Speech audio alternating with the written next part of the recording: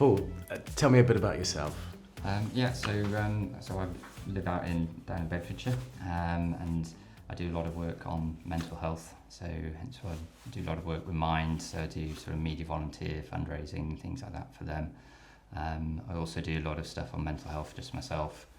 So I write a blog where I try and share some of my lived experiences and everything I've learned along the way. And then I'm in the process of trying to start doing sort of mental health talks and a program as well at the moment. So yeah, very much mental health focused at the moment. Yeah. So I do similar things, some mental health talks, and one of the things the main thing that got me involved in that is my son struggles with OCD, and I felt like I wanted to talk about it and help other people in that situation. Is that why you started to do that? Were you struggling? I realised that information isn't readily available for everyone, so that's why I sort of started writing, was to try and put it all into one sort of place and share it and link it into sort of what I've been going through as well. Can you tell me a bit about your mental health journey? Yeah, so basically it started back in 2016. I was working in London as a property manager. I knew I was sort of stressed. I knew things weren't going quite right, but I didn't really realise quite how bad it was, because I went in to the office one day and I just had this massive wave of emotion hit me, and all I wanted to do was just burst into tears. So I just ran off and locked myself in the toilets and just had a massive panic attack, which probably lasted for about an hour. I just couldn't breathe, felt like I was going to pass out. It was only when I was getting to work that I was having the problems. But then sort of fast forward to sort of January, it started getting worse. And then I went to get up one morning to have a shower, and I couldn't physically lift my legs to get into the bath. Oh, yeah. And it was again such a surreal thing that my body wouldn't move, and all I could do was I went back to bed, and that was the last day I ever went back to work.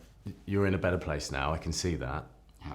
How did you get from those awful days to now? It took a long time, and it's still sort of a work in progress really, but it was just through a lot of sort of hard work and determination in myself really, and a lot of support from people close by, like my wife and friends as well.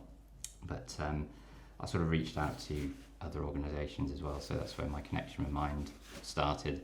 I just phoned their helpline a couple of times. It was just nice to have somebody who could sort of understand what I was trying to explain, because I think that was one of the hardest things I was trying to sort of go through, was explain to friends, family, why I was feeling the way I was, why I was reacting the way I was. I go running, which has ups and downs. Sometimes it's better than others. You talk about exercise and you talk about running. You run 6 marathons. You're not just any old runner, are you? Yeah.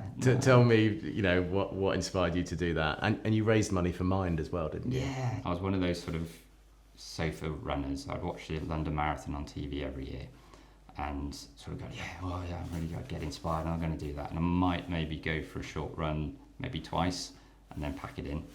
But I don't know, as soon as we moved out of London, I could see, as we were driving around, I'd see people running, and I just thought, okay, this looks good, and I want to do something. Then I don't know, one day I just went downstairs and said to my wife, I'm going to run a half marathon, and her face dropped. I was only doing about 3 kilometres at the time, and that was a struggle. And she's like, oh, can you just do something, maybe something shorter? So I did my first 10k, and again I went back to my wife and said, right, I'm going to do a marathon now. So I've done 6 marathons now in total and raised about £1,200 for Mind. So tell me, what would you say to someone who's watching this who thinks, I don't know, running is not really for me, but I like what you're saying about the effects it has on you. What would be your message? And about getting outdoors as well, what would you say to them? I think get outdoors anyway. I mean, you don't have to be a runner. You don't have to go and do all the crazy, long marathons and things like that. I think the first thing as well, I always say with sort of any activity and stuff like that, is just make sure it's fun for you first, because as soon as you cross that line where it becomes a competition or something, you're checking your times or your distances all the time, then it sort of loses that, what it's all meant to be about. And also maybe get involved with like a challenge, because I know there's loads of different challenges like mine, but I found that was a really good way of motivating me to really want to do it, especially on those days when you feel a bit sluggish. Yes, you look out the window, it's cold, it's wet, and you need that bit of motivation to get out there, because it's so easy just to sort of say, no, I'm going to go back to bed, or no, I'm going to just sit on the sofa. Why did you decide to get involved in Hats On for Mind? I love the work that Mind do. I love supporting what they do. I love trying to spread the word. I love trying to share my experience if it helps people. It's just also a way, I mean, as a Mind helped me quite a lot as well, so it's my way of sort of giving back to them as well and supporting them.